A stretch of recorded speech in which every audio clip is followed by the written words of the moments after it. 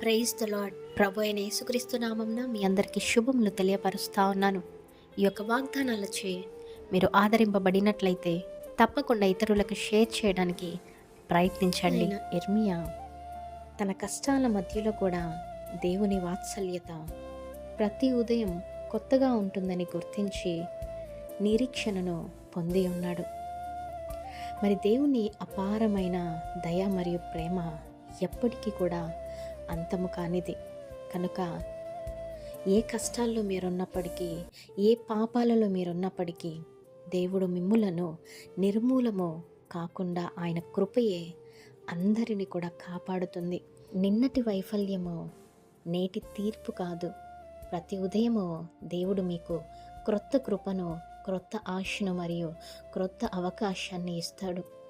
దేవుని దగ్గర మళ్ళీ ప్రారంభించే అవకాశము ఎల్లప్పుడూ కూడా ఉంటుంది. బహుశా మనుషులు మాట తప్పవచ్చు, కానీ దేవుడు తన వాగ్దానాలను నెరవేర్చడంలో నమ్మకమైనవాడు.